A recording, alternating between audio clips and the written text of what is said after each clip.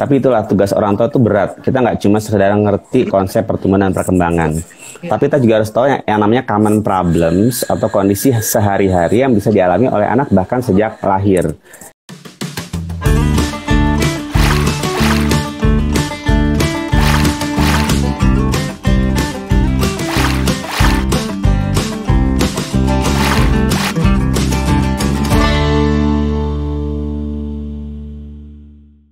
Halo semuanya, selamat sore.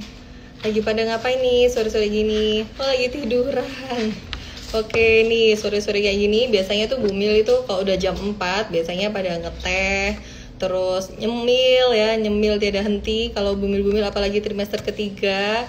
Nah, kalau sore-sore gini enaknya sambil ngeteh, sambil ngemil, ditemenin sama Bambi dan Dokter Apin. Nanti kita akan bahas tentang tumbuh kembang anak di 1000 hari pertama. Nah, apa aja sih yang harus kita ketahui? Nanti kita langsung tanya bareng dengan Dokter Apin. Ada yang baru kelar mandiin bayi. Oke, diselesain dulu jangan cepet-cepet juga, nanti takut ada yang salah. Jadi ini standby dulu. Habis ini kita akan join bareng Dokter Apin karena ini ilmunya pasti sangat bermanfaat baik untuk masih yang hamil maupun yang sudah punya bayi, apalagi yang sudah punya bayi ya gitu. Oke, kita langsung undang aja Dokter Apin karena kita cuma punya waktu 1 jam. Ini pasti sebentar banget karena 1 jam itu cepet banget. Oke, next undang Dokter Meta Hanindita. Iya, kita lagi coba undang Dokter Meta ya. Halo, assalamualaikum dokter. Waalaikumsalam warahmatullahi wabarakatuh. Sehat dok? Alhamdulillah, gimana Mbak Tika kabarnya? Alhamdulillah dok. Dokter, ini kan kita baru pertama kali ini ya join live bareng Dokter Apin. Alhamdulillah dokter bisa ada waktunya minggu-minggu sore gini biasanya istirahat, tapi dokter nyempatin waktunya sama kita sama Bambi. Kalau boleh diinfo dok, ini kan karena kita baru pertama kali nih, boleh diinfo dokter ini prakteknya di mana dok? Saya tinggal di Jakarta Timur. Saya praktek pribadi di rumah di Jakarta Timur dan di RSUD Pasar Rebo di Jakarta Timur. Mbak Tika sudah pernah main ke Jakarta Timur? Saya tuh kalau ke Jakarta itu nggak ngerti ini Jakarta mana nggak tahu dok. Cuma kalau nyampe bandara langsung bilang ke taksinya, Pak saya mau kesini, alamatnya ini, udah gitu dong. Tapi nggak ngerti. Gitu ya. Nanti next time kalau udah COVID-nya sudah selesai, nanti next time saya pingin langsung sowan ke Dokter Apin di Jakarta. Boleh. Oke, dokter, ini follower Bambi ini mayoritas ini mama-mama muda, ada yang masih hamil, ada yang juga baru saja melahirkan, ada yang juga anaknya baru 1 tahun. Nah, pas banget ini kita topiknya adalah tumbuh kembang anak di 1000 hari pertama di kehidupannya. Jadi kita pengen tahu nih informasi dari dokter, ilmunya apa sih yang mama-mama muda ini perlu ketahui gitu. Karena biasanya apalagi kalau masih anak pertama ya, masih banyak banget yang kalau Mea panas dikit udah mamanya udah bingung, dan pokoknya serba bingung lah kalau masih anak pertama. Ya, gitu. Nanti mungkin biar lebih interaktif, saya bisa ditanya jawab aja ya. Oke, ya. Nanti ini langsung kalau setelah dari dokter, nanti ilmunya gimana, nanti kita langsung tanya jawab dokter.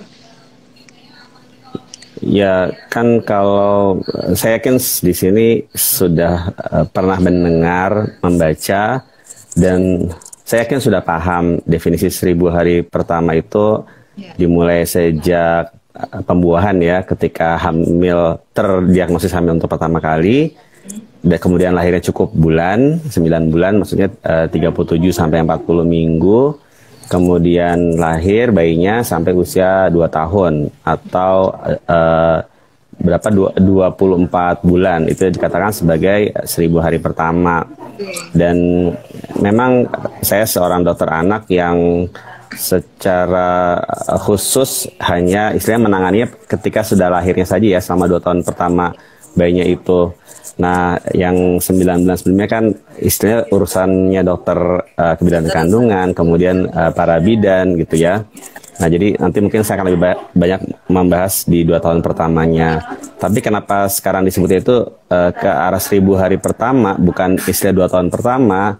Karena ada hubungan yang tidak bisa terpisahkan sejak masih dalam kandungan sampai kemudian bayinya lahir dan kemudian mengalami pertumbuhan yang cukup pesat, baik dari segi ukuran berat badannya, panjang badannya, kemudian kemampuan perkembangan organ-organnya. Dan kalau baru mengurus pada saat bayinya lahir, itu bisa dikatakan sudah terlambat.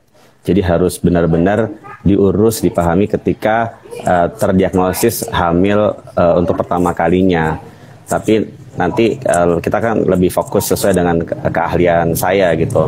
Dan kita kan ngebahasnya 2 hal ya, ada pertumbuhan dan ada perkembangan. Ini sebenarnya 2 hal yang masing-masing parameternya tuh berbeda-beda, tapi tidak bisa dipisahkan. Kalau dibuat lebih mudah, pertumbuhan itu sifatnya kuantitatif, jadi bisa diangkakan, bisa diukur. Ada angka berat badan, angka panjang atau tinggi badan, kemudian ada angka lingkar kepala, ada angka indeks massa tubuh, ada angka proporsi berat menurut panjang badan, itu contohnya. Sedangkan perkembangan itu sifatnya memang tidak atau sulit untuk diangkakan, jadi dia lebih kualitatif. Tapi tetap ada parameter yang harus dipahami oleh seluruh orang tua. Kenapa? Karena ya tadi nih, 2 tahun pertama ini sangat penting menentukan sampai masa depannya, sampai puluhan tahun ke depannya. Jadi tidak boleh tertinggal sama sekali. Maka seluruh orang tua sejak mulai terdiagnosis hamil sudah paham bagaimana cara mengurus kehamilannya. Ketika bayinya lahir pun juga harus tahu bagaimana cara memantau pertumbuhan dan perkembangan anaknya. Karena ada 3 hal yang harus bisa diketahui, yaitu pertama harus mampu mendeteksi sedini mungkin apabila ada masalah. Yang kedua adalah sambil melakukan pemantauan atau deteksi juga melakukan stimulasi untuk tercapai pertumbuhan dan perkembangan optimal. Dan yang ketiga adalah mampu melakukan intervensi apabila pada proses deteksi dini ini yang pertama didapatkan adanya masalah, sehingga tidak berlanjut menjadi satu hal yang tidak tertangani yang akan berpengaruh ke puluhan tahun kehidupan ke depannya. Itu kira-kira gambaran sebagai pengantarnya. Oke. Dokter, tadi menarik ya, kalau masalah pertumbuhan itu yang dokter tadi bilang kuantitatif, itu kan lebih kita masih bisa Google ya dok ya, berat badannya, tinggi badannya anak, itu kan kita sudah biasanya mungkin kita bisa cari di Google. Nah, kalau yang perkembangan yang kualitatif itu tadi bisa diulangi nggak dok? Apa aja yang indikasinya itu? Berarti yang masalah. Ya, perkembangan itu ada beberapa komponen ya. Kan kalau tadi saya sebutkan pertumbuhan, mudahnya kan ada berat badan, panjang badan, lingkar kepala, indeks massa tubuh. Sedangkan untuk perkembangan itu banyak pembagiannya, tapi saya paling senang pembagian menurut Denver 2 itu ada namanya komponen motorik kasar, kemudian komponen motorik halus, kemudian komponen bahasa, dan yang terakhir yang keempat adalah komponen personal sosial. Ini adalah komponen yang kesannya kok dipisah-pisah atau dibagi-bagi, padahal harus terpenuhi empat-empatnya. Ini tidak boleh ada yang tidak normal. Keempat-empatnya tuh harus normal, mulai dari motorik kasar, motorik halus, bahasa, dan personal sosial. Tapi dibagi-bagi seperti ini untuk menggambarkan betapa kompleks sebenarnya perkembangan itu. Dan apabila katakanlah kita mendapatkan satu masalah atau keterlambatan pada saat kita mendeteksi dini sebagai orang tua pada satu komponen, maka kita harus selalu curiga, jangan-jangan komponen lainnya juga ada masalah.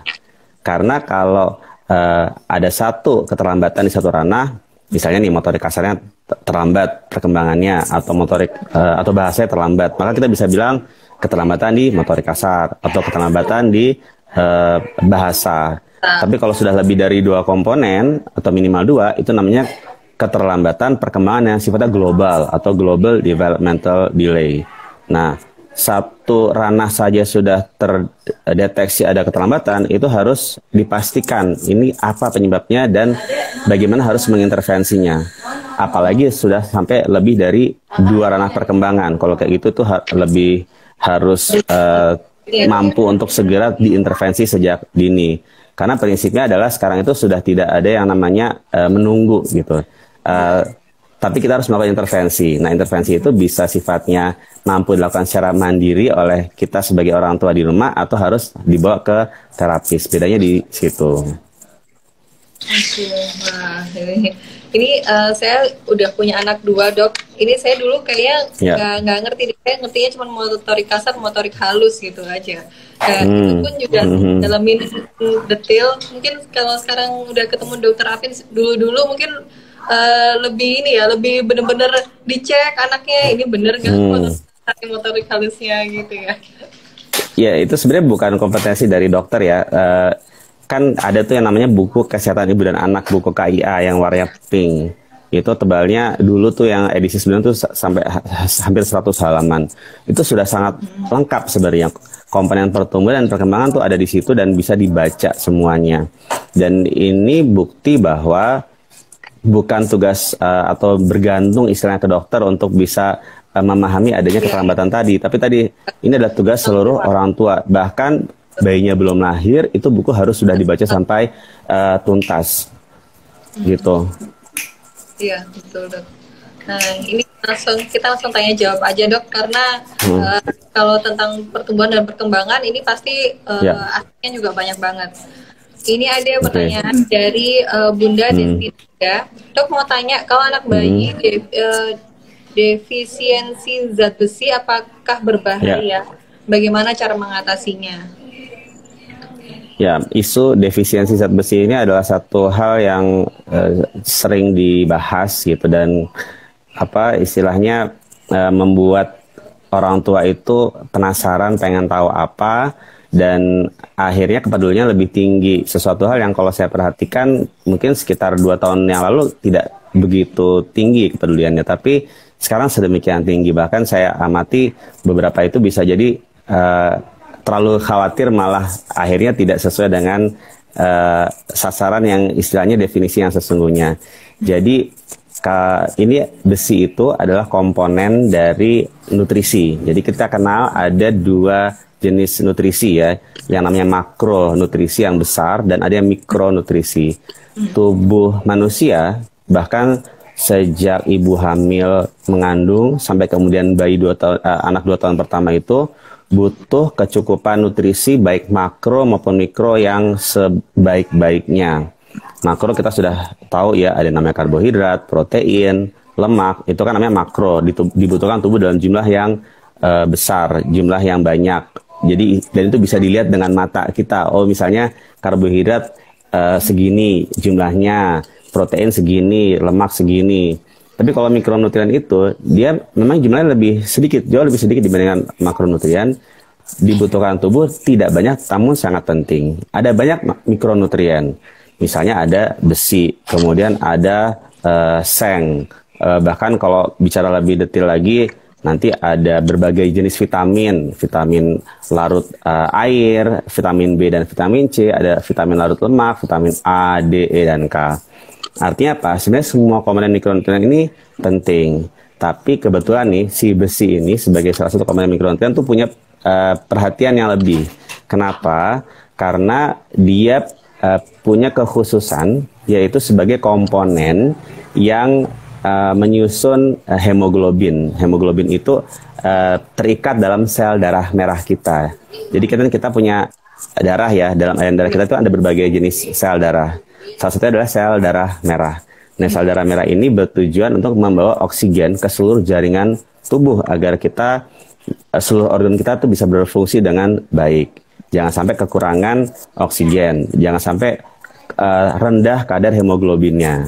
Nah, kalau kadar hemoglobinnya rendah, itu dikatakan sebagai anemia. Dan anemia itu bermacam-macam penyebabnya. Tapi yang paling sering dan yang terkait dengan faktor nutrisi adalah anemia karena kekurangan zat besi. Nah, inilah sebabnya si mikronutrien besi ini jangan sampai kekurangan. Dan ini ternyata tidak jadi hanya masalah pada anak saja, ibu hamil pun juga banyak yang mengalami anemia karena kekurangan zat besi tadi. Dan pada anak ini juga ternyata tinggi angka kekurangan zat besinya. Jadi tadi ya, kalau misalnya kekurangannya cukup signifikan sampai hemoglobin rendah, bahkan sampai angkanya di bawah 8 atau 7, itu tentunya dalam jangka panjang bisa mengganggu pertumbuhan dan optimal tidaknya fungsi dari berbagai organ di tubuh. Tapi kalau memang tidak terlalu tinggi gitu ya, tidak sampai mengalami anemia defisiensi besi yang berat istilahnya, tetap itu ada risiko. Misalnya ada banyak penelitian yang menghubungkan antara kekurangan zat besi dengan kecerdasan kognitif anak di kemudian hari, dengan kemampuan belajar, mengingat, menghafal, memori, konsentrasi. Ada juga yang menghubungkan dengan anak yang defisiensi besi berisiko lebih mengalami gangguan perilaku, ada hiperaktivitas misalnya. Tapi tadi kalau dia lebih berat, bahkan dia bisa berhubungan dengan pertumbuhan yang terhambat tadi. Inilah kenapa sebabnya besi ini sedemikian penting, jangan sampai kekurangan agar pertumbuhan dan perkembangan anak itu optimal. Tapi ingat, jangan kemudian kita fokus ke masalah besi kemudian melupakan yang lainnya juga gitu loh. Makronutriennya harus benar-benar diurus, jangan cuma mikir pusing ke arah defisiensi besi atau anemia saja. Tapi ternyata ketika dilihat di grafik pertumbuhan, anaknya mengalami gagal tumbuh misalnya. Karena apa? Karena makronutriennya tidak terpenuhi dengan sebaik-baiknya. Jadi inilah pentingnya kita memahami sesuatu secara utuh sehingga kita bisa mencapai asupan nutrisi yang seimbang baik secara makro maupun mikronutrien. Tapi tadi zat besi ini karena memang punya peran penting dan kemudian harus dipahami dan angka defisiensi besi itu tinggi, maka Ikatan Dokter Anak Indonesia itu sudah mengeluarkan panduan di tahun 2011 untuk secara rutin memberikan suplemen zat besi pada bayi mulai usia 4 bulan untuk bayi cukup bulan, dan pada bayi-bayi prematur diberikan sejak usia 1 bulan. Nanti pada usia 1 tahun biasanya kami meminta untuk pemeriksaan apakah suplementasi yang sudah berlangsung cukup lama berbulan-bulan ini mampu menjaga agar anak tersebut tidak mengalami anemia defisiensi besi. Maaf ya penjelasannya panjang karena harus dijelaskan secara utuh. Mudah-mudahan bisa dipahami. Ini informasinya luar biasa. Gitu. Oke dok, lanjut dok ya. Dari Bunda Anis Agustin. Sore dok, di masa pandemi kalau selalu bersih, selalu higienis apa baik ya? Mengingat tumbuh anak juga butuh main di luar kotor-kotoran gitu. Gimana menyiasatinya dok? Ya ini. Nah ini jadi ya pertanyaannya bagus sekali, Bunda Ani ya. Maksudnya nih, ya jadi apa nih keputusan yang mau diambil? Mau dibuat tidak bersih, tidak higienis, atau mau sangat bersih? Tentunya kan kita ambil tengah-tengahnya saja ya. Ya, saya ingin mengomentari bahwa ini sebenarnya tidak hanya berlaku pada saat pandemi ya. Di luar pandemi pun sebenarnya sama perlakuannya. Yang namanya kita ini kan negara dengan angka infeksi, angka penyakit menular yang cukup tinggi, dan sebagian penyakit infeksi, penyakit menular ini ternyata berhubungan dengan kebersihan lingkungan. Misalnya apa? Pada anak di bawah 5 tahun, kalau kita coba browsing atau cari di internet misalnya, maka banyak kematian pada balita itu akibat 2 penyakit, yaitu penyakit pneumonia atau infeksi di paru-paru, infeksi saluran napas bawah, dan karena diare, infeksi di saluran cerna. Dan 2 penyakit ini ternyata berhubungan dengan salah satunya kebersihan lingkungan, khususnya untuk diare gitu ya. Jadi kalau lingkungan tidak bersih, risiko kontaminasi dari makanan itu tinggi, maka anak bisa mengalami diare. Dan jadi jangan sampai hal itu terjadi. Makanya ya idealnya memang benar-benar harus sebersih mungkin, se-hygiene mungkin. Apalagi di masa pandemi ini ketika kita lebih menjaga anak-anak kita tetap berada di rumah, tidak keluar rumah, kita pun jadi lebih sering untuk cuci tangan, lebih memperhatikan kebersihan tangan, itu hal yang sangat baik gitu loh. Hikmah yang bisa kita ambil di pandemi ini, dan kalaupun kelak kita berharap pandemi ini berakhir, seterusnya pun kita akan terus menjaga kebiasaan baik itu. Nah, jadi idealnya, tapi kan memang sih tidak terpungkirkan gitu, kita akan berurusan dengan yang namanya ketidakbersihan tadi. Itu sesuatu yang secara perlahan-lahan akan masuk ke tubuh kita, dan tubuh akan berusaha untuk mengenali dan kemudian kalaupun itu sesuatu yang dianggap tubuh tidak wajar atau menimbulkan penyakit, pasti daya tahan tubuh akan coba untuk melawannya. Apakah nanti kemudian daya tahan tubuh itu berhasil sehingga kita tidak sakit, atau ternyata kalah dan gagal kita sakit, tapi tetap prinsipnya adalah kita menjaga kebersihan sesuai dengan istilah protokol kesehatan yang memang harusnya dikerjakan. Itu yang harusnya dikerjakan di semua tempat. Semoga bisa dipahami. Jadi mau main di luar rumah, cuma mau main di teras, tapi tetap harus diperhatikan kehigienisannya. Betul, gitu ya. betul. Oke, lanjut dok. Langsung banyak dok ini pertanyaannya nih, panjang-panjang lagi dok. Ini harinya. Anakku baru 1 bulan 12 hari dok, berat badan sering turun karena kemarin aku sakit batuk-batuk, anaknya jadi ikut-ikut. Terus sering pup juga. Kira-kira supaya berat badannya naik gimana ya dok? Ini karena saya ngeliat itu banyak banget ibu-ibu yang concern kan kalau apalagi di 2 tahun pertama itu concernnya ke berat badan bayi gitu kan. Soalnya kalau anaknya kelihatan nggak gemuk, pasti yang disalahin ibunya nih dok. Ya kan, ini kenapa ini anakmu nggak suka makan, kamu kurang telaten nih nyuapinnya. Nah ini termasuk nih salah satu sakit kayak gini dok. Ya sedih sekali ya rasanya jadi ibu udah mesti hamil, mesti dijaga 9 bulan kehamilannya itu bener istilahnya karena akan melahirkan bayi. Kan ibu itu punya peran utama untuk 1000 hari pertama kehidupan.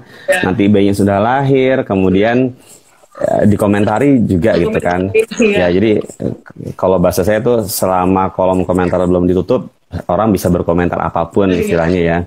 Nah, akhirnya apa? Itulah ya ini mungkin salah satu bagian dari live talk kita sore ini gitu. Inilah pentingnya kita punya bekal ilmu agar kita tahu mana kondisi yang seharusnya dan mana yang sebenarnya tidak sesuai dengan ranah keilmuan. Orang-orang yang berkomentar itu kan belum tentu mereka yang sebenarnya paham secara ranah keilmuan. Mereka bisa jadi konsepnya itu konsep yang tidak benar atau bahkan salah. Apalagi mungkin konsep itu berasal dari orang tua kita, generasi yang bisa jadi tidak memiliki bekal ilmu sebaik yang kita punya. Tapi tetap kita kan punya adab ya, kita punya istilahnya sopan santun gitu. Sudah terima saja gitu kan. Kan tadi kolom komentarnya masih dibuka, jadi boleh menerima komentar apapun dari orang tua kita, dari mertua, dari istilahnya bule, pakliknya, semuanya om tantenya pun boleh berkomentar apapun. Nah, bagi kita patokannya adalah sesuatu yang sifatnya objektif. Jadi kita boleh berpikir satu hal yang sifatnya subjektif kayak tadi kan, kok anakmu lebih kecil dibandingkan anak saya gitu, atau sebaliknya gitu, anakmu kok gendut sekali ya, kayaknya anak saya dulu segini belum sebesar itu. Nah itulah pentingnya kita memahami namanya konsep pertumbuhan secara objektif, yaitu dengan selalu memantau baik berat badan, panjang badan, dan lingkar kepala sejak bayi itu lahir sampai seterusnya. Karena setiap anak itu punya jalurnya masing-masing. Ada seorang anak sama-sama cukup bulan, tapi lahirnya 2.500 gram. Ada lagi anak lain lahirnya 4.000 gram. Coba deh, misalnya Mbak Tika dulu waktu anaknya lahir beratnya berapa kilo gitu kan. Kemudian anak ini terlahir dari katakanlah orang tuanya tuh satunya lagi istilahnya ibunya tingginya 155 misalnya, ayahnya tingginya 160. Bandingkan dengan anak satu lagi yang ayahnya 185, ibunya 170. Dan ternyata istilah produk bayinya pun berbeda. Nah, itulah kenapa kalau kita lihat, kalau kita amati di buku KIA atau di KMS atau di grafik atau growth chart, itu kan ada warna-warna ya, ada warna hijau, yaitu di Z-score 0 atau persentil 50, ada warna kuning, kuning di bawah dan kuning di atas itu Z-score -1 dan +1 atau persentil 15 dan persentil 85, dan ada Z-score -2 atau persentil 3 atau Z-score -2 warna pink di bawah, dan ada pink yang di atas Z-score +2 atau Z-score plus 97 gitu, 97 atau 95. Itu menunjukkan bahwa tiap anak itu bisa saja ada di garis hijau, atau di garis kuning bawah, atau di kuning atas, atau bahkan di garis merah atas atau sebaliknya paling bawah. Selama dia konsisten jalurnya, itu dikatakan tumbuh. Jadi konsep berat badan, tinggi badan ideal itu sebenarnya bukan ada di garis hijau. Ada anak yang di garis hijau dan dia stabil sejak lahir, ya sudah itulah jalurnya dia. Ada anak yang sejak lahir di garis pink dan seterusnya dia stabil di garis pink, itu adalah jalurnya. Dua anak ini sama-sama tumbuh dengan postur yang berbeda, tapi tumbuh tadi. Kan kita nggak mungkin memaksakan istilahnya anak yang 2.500 gram lahirnya dengan anak 4.000 gram harus sama jalurnya. Itu nggak mungkin, apalagi orang tuanya jelas-jelas produknya beda. Tapi yang namanya tumbuh itu harus tumbuh. Jadi yang diibaratkan, kan ada yang mungkin ada yang mengatakan, bukankah kalau 2 tahun pertama kita boleh bilang faktor genetik atau keturunan itu tidak berpengaruh? Itu tidak salah. Secara ilmiah literatur pun memang seperti itu. Setiap anak punya potensi yang sama. Tapi tugas kita adalah memastikan anak itu tumbuh atau tidak. Dan tumbuh tadi adalah tidak mengalami pemotongan jalur. Anaknya juga kemudian tidak ada faktor yang menghambat pertumbuhan, katakanlah anaknya itu tidak sakit. Dan tadi konsisten jalurnya. Maka dengan pemahaman ini, baik secara subjektif kita melihat anaknya katakanlah lebih langsing atau lebih gemuk atau proporsional, dan kita cocokkan secara objektif di grafik di bukunya dia stabil konsisten, maka kita katakan sebagai tumbuh. Tapi kalau anaknya katakanlah dia mendatar atau bahkan memotong, maka itu tidak wajar. Itulah tugas kita mampu mendeteksi dini. Dan kalau kita merasa ada hal yang tidak lazim, tidak wajar, kita konsultasikan ke dokter untuk bertanya apa penyebab anak saya tidak tumbuh pada bulan ini atau dalam 2 bulan terakhir misalnya.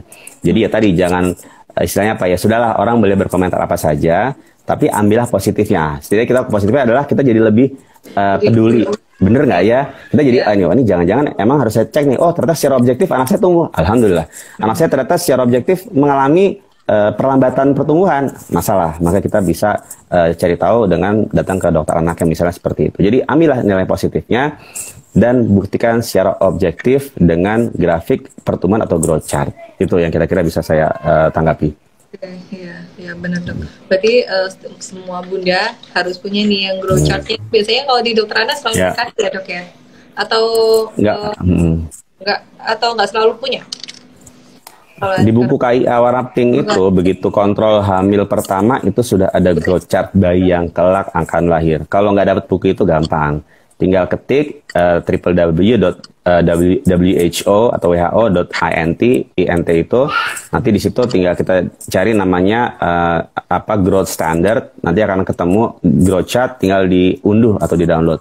Dan di masa masa media sosial dan digital seperti ini sudah ada grafik yang kita bisa miliki dengan aplikasi Primaku dari Ikatan Dokter Anak Indonesia. Jadi cukup punya aplikasi itu, bisa diunduh di App Store atau di Play Store, nanti tinggal memasukkan titik berat panjang lingkar kepala, langsung muncul grafiknya, kita langsung bisa nilai. Dan ini aplikasi yang sangat membantu dan sudah diunduh oleh sekian banyak orang tua di Indonesia, dan ini dikembangkan oleh Ikatan Dokter Anak Indonesia, tentunya sudah teruji gitu keilmiahannya, dan ini sangat membantu untuk mendeteksi adanya gangguan pertumbuhan pada anak. Oke, tuh pada unduh nih langsung nih ya. Ya. Oke, lanjut dokter. Dari Bunda Siti Juanita.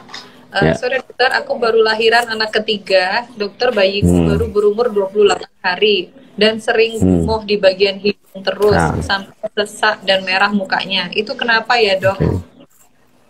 Ya, terima kasih. Ini bagus sekali pertanyaannya.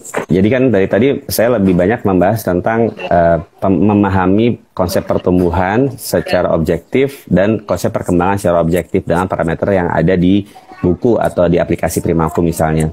Tapi itulah tugas orang tua itu berat. Kita nggak cuma sekedar ngerti konsep pertumbuhan dan perkembangan. Tapi kita juga harus tahu yang namanya common problems atau kondisi sehari-hari yang bisa dialami oleh anak bahkan sejak lahir. Jadi PR itu banyak. Kita orang tua tuh harus tahu common problems pada newborn atau bayi baru lahir. Kita harus paham common problems penyakit langganan pada anak apa saja. Dan itu sebenarnya sih mudah untuk didapatkan informasinya ya. Nah ini masuk dalam common problems atau kondisi pada bayi baru lahir. Ada yang namanya gumoh atau regurgitasi yang tadi disebutkan. Kemudian ada yang namanya bayi napasnya grog-grog atau noisy breathing, ribut kedengarannya, padahal baik-baik saja. Kemudian ada bayi kuning, itu wajar atau tidak. Kemudian bayi mengedan, wajar atau tidak. Kemudian bayi BAB-nya nggak setiap hari, wajar atau tidak. Itu ternyata harus dipahami. Jadi PR itu banyak ya, tapi kita bisa pelan-pelan mencicil. Nah ini bagus nih, jadi ketemu kasus Kemudian dicari tahu bener nggak ya masalahnya apa. Kalau dari cerita ibu tadi, terima kasih pertanyaannya, itu sepertinya lebih ke arah gumoh atau regurgitasi. Itu terjadi karena organ yang menghubungkan antara kerongkongan dengan lambung itu masih dalam proses pendewasaan atau penyempurnaan fungsi, sehingga ketika memasukkan ASI saja, bagian ASI eksklusif misalnya, itu kadang-kadang terdeposit di lambung tapi tidak langsung kemudian tercerna ke bawah, dia masih bisa balik lagi ke atas gitu. Itu namanya dikatakan sebagai regurgitasi. Itu gumoh, dan itu adalah kondisi yang wajar. Gumoh itu ada yang istilahnya, saya nggak tahu kalau bahasa lainnya ya, kan kalau bahasa Indonesia, bahasa Jawa itu kan gumoh, nggak tahu kalau bahasa Makassar, bahasa Padang saya nggak paham tuh. Nah itu bisa sedikit bisa banyak. Nah kadang-kadang saking banyak itu orang tua jadi khawatir ini gumoh yang wajar atau muntah. Padahal sih sebagian besar itu adalah istilahnya masih tetap regurgitasi. Yang nggak wajar itu namanya reflux. Bedanya apa? Kalau gumoh atau regurgitasi, anaknya pasti tumbuh, dan itu kita akan buktikan di grafik pertumbuhannya. Anaknya sering gumoh sehari sampai 7 kali, bahkan 10 kali misalnya. Sudah disendawakan pun masih tetap gumoh juga. Itu saya udah kelegaan itu masih gumoh juga gitu kan. Nah, berarti dia grafiknya tapi bagus, berarti itu regurgitasi. Tapi kalau ternyata muntah yang sering, anaknya menolak menyusu, grafiknya nggak bagus, jangan-jangan dia mengalami namanya reflux. Nah, reflux itu kondisi yang tidak wajar dan harus dikonsultasikan ke dokter untuk dipastikan benar tidaknya dan dicari tahu bagaimana cara menanganinya. Tapi kalau kondisi yang Ibu tadi yang bertanya sih sepertinya lebih ke arah gumoh ya, dan regurgitasi atau gumoh ini akan menghilang seiring bertambahnya usia. Rata-rata pada usia 6 bulan itu sudah tidak mengalami gumoh tadi. Jadi ya nanti coba belajar lagi ya, kira-kira sih seperti itu kondisinya. Ya, nanti mungkin next kita akan bahas secara khusus tentang gumoh ini ya dok ya. Oh iya, baik. Oke, lanjut dokter. Ini karena tentang berat badan anak pasti akan banyak pertanyaan. Ini ada pertanyaan lagi dok. Dokter, berat badan anak stagnan sudah 2 minggu, padahal minumnya normal. Apa itu karena penyakit? Ya. Udah pasti bingung nih dok. Ya. Baik, kalau tentang berat badan anak langsung itu deh. Ya. Betul. Ya sebenarnya saya senang karena yang bertanya dan saya ibu-ibu yang lain, para bunda yang lainnya tuh benar-benar peduli gitu terhadap masalah berat badan anaknya. Tapi istilahnya peduli itu harus, khawatir itu boleh, tapi tentunya harus proporsional ya, tidak berlebihan. Nah, yang pertama adalah kenaikan berat badan itu berbeda dari bulan ke bulan. Misalnya gini, saya terakhir saya sempat post masalah tentang berat badan seret karena banyak yang memasalahkan seret, misalnya nggak ada yang seperti ini. Dia membandingkan anak saya itu waktu baru lahir sampai sebulan naiknya banyak nih, sampai 1 kilo. Kemudian dari 1 ke 2 bulan tuh naiknya sampai 800 gram. Tapi sekarang sudah MPASI, sudah 7 bulan, 8 bulan, kok naiknya sedikit sekali ya, cuma 200 gram. Atau bahkan nih 2 minggu ditimbang kok belum naik sama sekali, ini penyakit atau tidak? Nah, yang pertama tadi, kembali ke usia berapa ini. Ketidaknaikan berat badan dalam 2 minggu pada usia lahir sampai sebulan, itu adalah satu masalah. Tapi atau dari 1 ke 2 bulan itu masalah. Tapi kalau umurnya sudah misalnya setahun lebih, 2 minggu ditimbang belum naik, itu masih mungkin satu hal yang wajar. Gitu. Kenapa? Karena kalau kita lihat di grafik itu kan dia awalnya tuh curam, kemudian dia melandai. Bukan curam terus, nggak seperti gajah atau jerapah tumbuh itu sampai curam terus. Kan kita manusia itu curam kemudian dia melandai. Nah, jadi artinya apa? Kalau belum naik, anaknya sudah di atas 6 bulan, tunggu saja dulu gitu loh. Yang penting anaknya kita ketahui tidak sedang sakit. Anak sakit kan kelihatan ya. Ada tanda-tanda infeksi misalnya, ada demam atau batuk pilek, muntah, mencret, itu nggak ada, alhamdulillah. Kemudian dilihat bagaimana asupannya, dia masih mau makan seperti biasa, dia menyusu seperti biasa, tapi kok berarti belum naik ya, jadi tunggu saja. Anaknya ternyata sudah setahun lebih, berarti ini kenaikannya belum banyak, karena 1 bulan saja naik, apalagi di atas setahun ya, di atas setahun itu naik 1 bulan cuma 100 atau 200 gram saja, itu kondisi yang wajar. Itu ternyata udah naik katakanlah 200 gram per bulan, anaknya mencret, diare, turun 1 kilo, pusing lagi, stres. Padahal sakit-sakit yang istilahnya ringan, common seperti diare, kemudian selesma, batuk pilek, common cold, itu sifatnya memang bisa menurunkan berat badan secara cepat, tapi kemudian dia akan naik lagi ketika anaknya sudah sembuh dan sudah mampu mendapatkan asupan makan seperti biasa. Jadi silakan timbang berat badan, tapi jangan keseringan nimbangnya, apalagi nimbang setiap hari atau setiap 3 hari sekali atau setiap malam Jumat, nggak seperti itu juga gitu. Nanti pusing sendiri, kecuali memang anaknya terdiagnosis gagal tumbuh atau anaknya mengalami masalah, dokter minta ditimbang lebih sering, nah itu lain lagi ceritanya. Tapi kalau atau kita ini orang tuanya sedang dalam program diet harus turun berat badan, nah itu ya boleh juga ditimbang lebih sering. Tapi kalau anak-anaknya sih sebenarnya nggak harus seperti itu. Yang penting tinggal dititikin aja setiap bulan di grafik pertumbuhan. Kalau tumbuh, kalau enggak berarti cari tahu kenapa. Kalau kita nggak dapat jawabannya, boleh pergi ke dokter. Demikian kira-kira. Iya, jelas banget dok. Berarti kalau mamanya mau nimbang, at least 1 bulan sekali lah ya dok ya. Jangan tiap hari gitu ya dok, yang bikin pusing nanti. Iya. Oke. Ini lanjut dok. Ini ada pertanyaan, dokter, batas usia anak bicara jelas tuh usia berapa ya? Soalnya anaknya udah 2,5 tahun, bicaranya masih belum jelas. Oke. Ya, terima kasih nih. Bagus pertanyaannya dan sangat sering ditanyakan. Jadi tadi saya sempat singgung di depan ya, kan bahasa bicara itu adalah salah satu bagian dari ranah perkembangan. Artinya kita boleh sedemikian khawatir dan peduli dengan kemampuan bicara anak kita, tapi jangan lupakan juga komponen motoriknya, kemudian personal sosial, perilaku. Jangan sampai kita cuma mikir bicara, tapi ternyata anaknya ada masalah autism misalnya, atau anaknya memiliki keterlambatan di motorik misalnya. Tapi kita akan fokus ke masalah berbicara, speech ya. Nah, dalam konsep perkembangan, dalam semua ranah 4 ranah tadi, itu ada yang namanya range atau kisaran. Artinya apa? Bisa jadi kemampuan bicara seorang anak yang umurnya baru 12 bulan, itu sama dengan anak umur 18 bulan. Dan ternyata itu sama-sama normal. Atau misalnya ada kemampuan bicara anak yang umurnya 18 bulan, itu sama seperti anak yang umurnya 24 bulan. Itu bisa jadi seperti itu. Bagi kita orang tua, yang penting tahu 2 hal. Yang pertama adalah tahu range-nya tadi. Sehingga apa? Ketika katakanlah kita mendapatkan kok anak kita belum bisa berbicara jelas misalnya pada usia 18 bulan, tapi kalau dihitung kita sudah mampu memahami kosakatanya katakanlah lebih dari 3 kata bermakna, maka harusnya tidak perlu khawatir. Itu yang pertama, jadi kita memahami range-nya.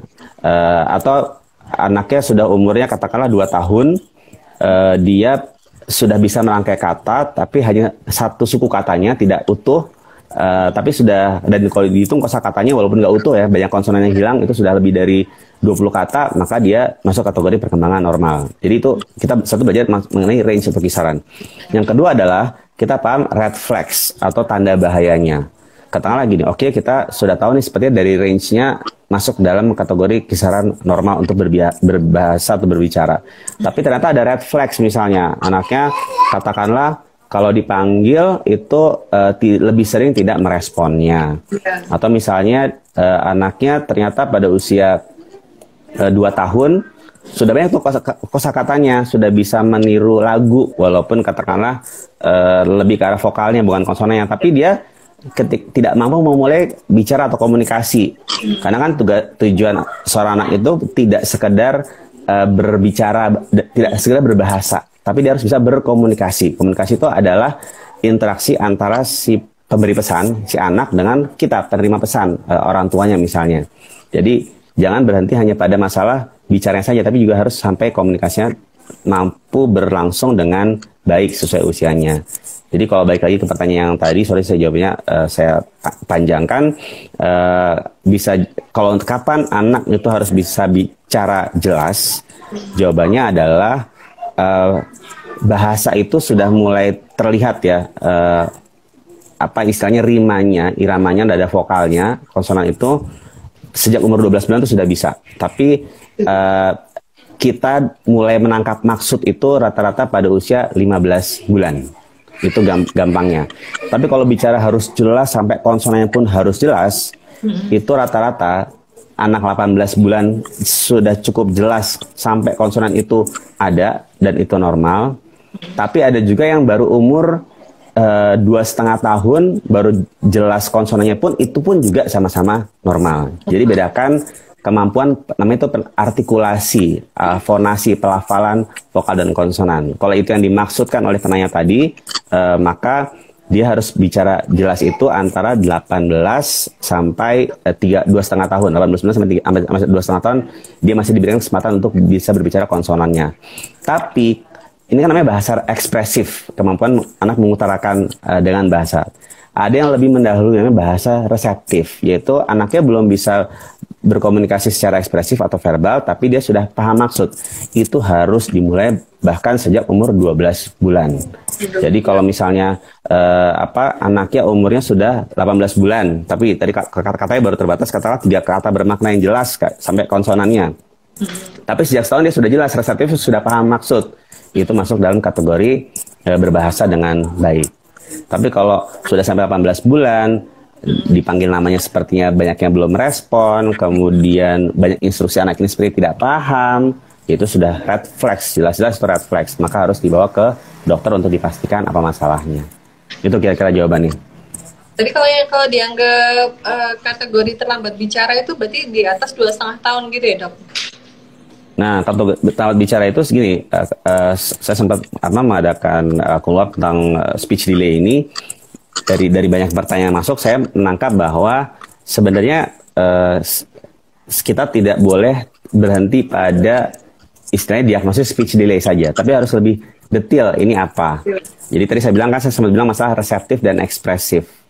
Nah, sebenarnya yang true speech delay itu istilahnya namanya gangguan bahasa campuran atau speech sound disorder namanya.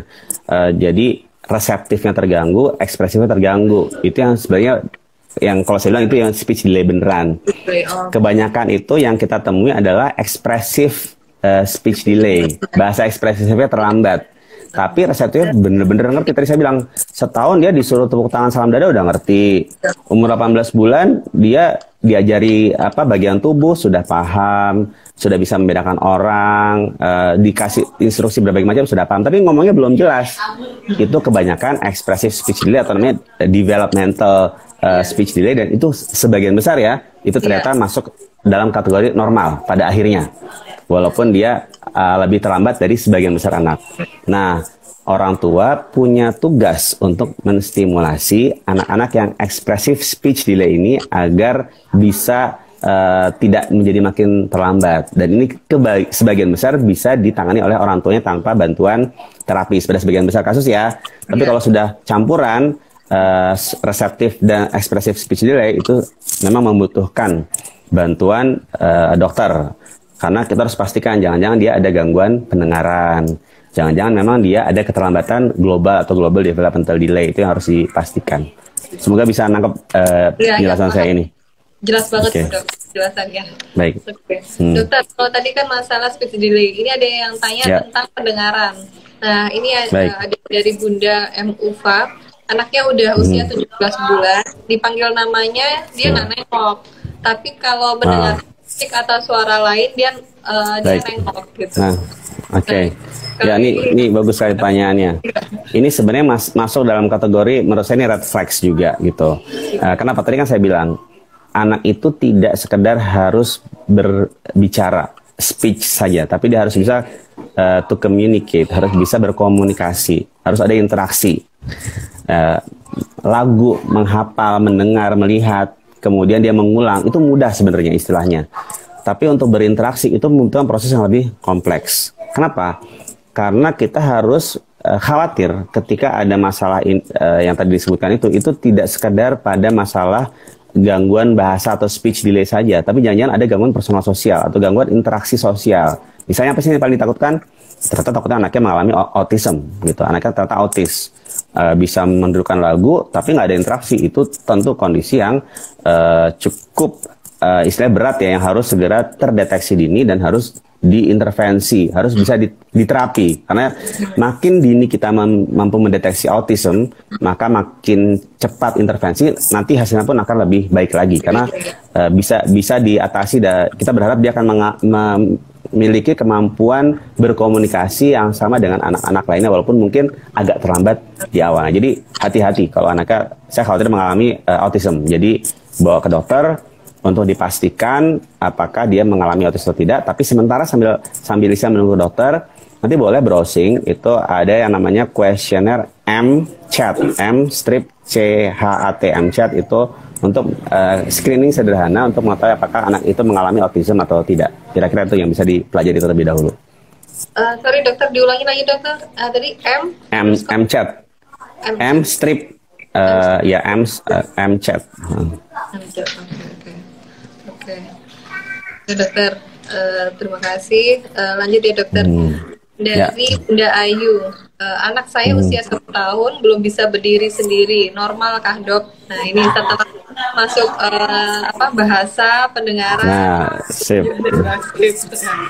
Ya betul Mbak Tika, udah kita jadi lebih komprehensif nih. Sekarang kita bahas masalah motorik kasar.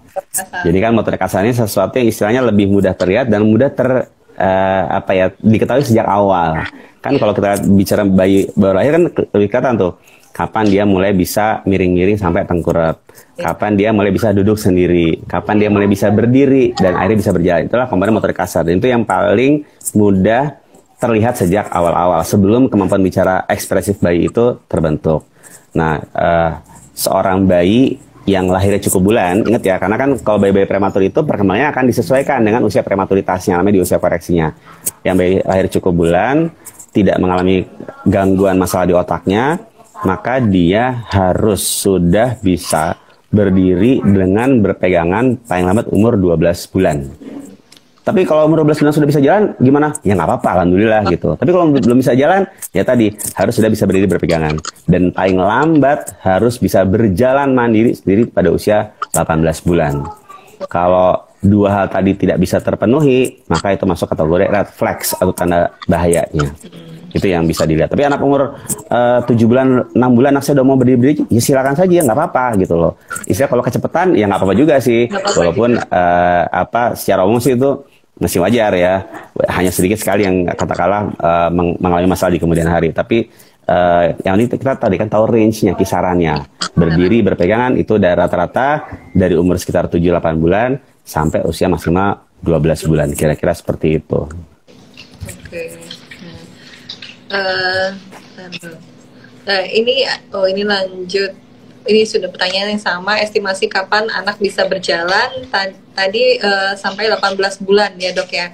Kalau mulai tidak berbicara, bisa dikatakan terlambat dan harus dibawa ke dokter. Tadi ada yang dua dok ya, yang ekspresif dan reseptif itu tadi yang dok. Ini tentang refleks kalau di bawah 6 bulan dok. Ada pertanyaan dari Bunda ini.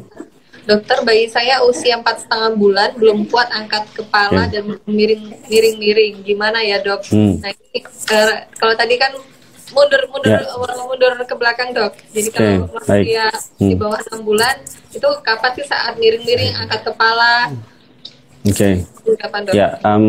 Terima kasih. Ini bagus juga pertanyaannya. Jadi pada bayi cukup bulan, 4 bulan itu sudah ketika ditengkurapkan itu sudah harus bisa mendongakkan kepalanya. Itu harus. Dan ketika dia didudukan, bukan duduk sendiri ya, didudukan, itu sudah tidak jatuh ke belakang lehernya. Jadi sudah tidak mengalami head lag. Kalau sampai anak itu umur 4 bulan masih head lag jatuh ke belakang atau ditengkurapkan dia tidak bisa angkat kepala, itu adalah red flags. Itu harus dibawa ke dokter untuk dicari tahu apa masalahnya atau apa penyebabnya. Tapi jadi ini, nggak usah khawatir yang saya sebutkan tadi itu bukan sesuatu yang harus dihafal atau cuma dokter anak yang tahu, enggak. Semua itu ada di buku PINK, di buku KIA. Silakan dibaca, situ lengkap.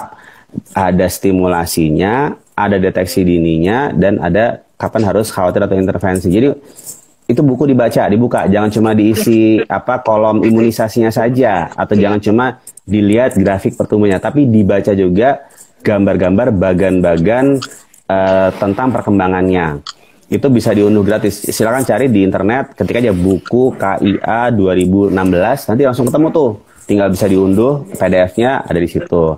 Atau kalau mau lebih detail, cari yang namanya KPSP, Kuesioner Pra-Screening Perkembangan, PDF. Itu nanti juga ada cari di internet. Atau ya udah, habis ini selesai live, langsung cari di Play Store atau App Store, cari Primaku, unduh Primakunya, di situ sudah lengkap dari jadwal imunisasi, pemantauan pertumbuhan sampai perkembangan ada di situ semuanya. Gitu. Berarti nanti langsung cek aja, langsung download Primaco. Ya. Betul. Oke, lanjut dokter. Ini kalau ada yang pertanyaan sama, tadi mungkin sudah dijawab, saya nggak akan tanyakan lagi. Ini ada pertanyaan dari Bunda Pratiwinta tentang empati, dok. Mau tanya, anak saya mulai empati sampai sekarang maunya hanya makan bubur instan. Apakah aman, dok? Disebutkan umurnya berapa yang nanya? Nggak disebutkan, dok, tapi mulai empati sekitar 6-7 bulan. Ya, ini topik yang maunya cuma makan bubur instan. Ya, ini never ending topik nih masalah MPASI. Apa pembahasannya apa di tempat praktek juga ya sering sekali bertanya masalah MPASI ini. Dan ini tentunya hal yang iya. Khusus empati ya. Boleh. Lebar itu. Betul, itu panjang kali lebar kayak tinggi sampai 4-5 dimensi itu pertanyaannya. Jadi ya saya sering sekali dan senang untuk mengulang agar kita memahami prinsip. Jadi kita nggak harus sampai apa ya istilahnya dengan kalau kita paham prinsipnya kita tahu alasannya, jadi kita tidak menghafal, istilah nggak hafal mati gitu loh, karena kalau yang nggak mati nggak hafal juga sih tapi kita tahu prinsipnya. Misalnya kan tadi kan konsep pemberian makan itu ada yang namanya timely, tepat waktu, kemudian ada yang namanya adequate, harus tercukupi semua nutrisi baik makro maupun mikronutriennya, harus safe, harus aman, bersih, hygiene, dan yang terakhir adanya responsive feeding. Nah, dari 4 komponen ini, salah satu yang paling sering ditanyakan itu masalah tadi, kemampuan makan dengan konsep responsive feeding tadi. Jadi berbagai problem makan atau feeding problem, itu masuk dalam konsep yang keempat itu. Ya, salah satunya adalah tadi, ketika tidak mau makan makanan buatan orang tuanya, maunya makan makanan instan, ketika tidak sulit untuk naik tekstur makannya, pada umurnya sudah setahun tapi tidak mau mengunyah, misalnya seperti itu. Itu akan sangat panjang dan kita terbatas waktunya untuk bahas masalah itu. Dan yang ingin saya tanggapi adalah kalau untuk masalah sejak mulai makan hanya mau makan instan, yang paling sering saya kembalikan ke orang tuanya adalah apakah masakan yang dibuat oleh kita sebagai orang tua itu enak atau tidak. Itu dulu. Jadi jangan sampai kita udah buat berbagai macam komponen masuk lengkap, karbo, protein, lemaknya, mikronya dapat semua, tapi pas dicoba ternyata rasanya nggak enak gitu. Anak saya kalau kita loh kok saya jadi melengger gitu kalau makannya kan. Jadi berlakulah secara adil. Kalau kita maunya makan yang enak-enak, bahkan kita kadang-kadang belum tentu, bahkan sering bisa nggak mau makan nasi gitu loh. Anak pun juga memiliki hak yang sama gitu loh. Ketika dia makan makanan instan yang rasanya sudah teruji selama puluhan tahun, ini disukai anak, ya wajar dia suka. Tapi kalau orang tuanya ternyata kalah jago buat masakan seperti makanan instan, akhirnya kalah rasa, ya udah deh. Itu sebenarnya paling sering kejadian. Jadi tolong dievaluasi sebelum ngasih makan ke anak. Coba dulu. Oh ternyata enak, oke kasih ke anaknya. Jadi testernya itu ya kita sendiri. Kira-kira itu jawaban sederhananya ya. Iya. Baik. Oke dokter, nggak kerasa ini sudah mau 1 jam. Ini pertanyaan terakhir untuk Bisuri ini. Assalamualaikum dokter, izin bertanya, apakah ada batas waktu kapan kita harus segera melakukan intervensi terhadap perkembangan anak? Misalnya ketika usia 9 bulan bisa merangkak. Oke, baik. Ya, tidak ada batas waktu spesifik. Kenapa? Karena setiap ranah perkembangan itu akan berbeda-beda red flags atau tanda bahayanya. Berbeda-beda kisaran waktunya.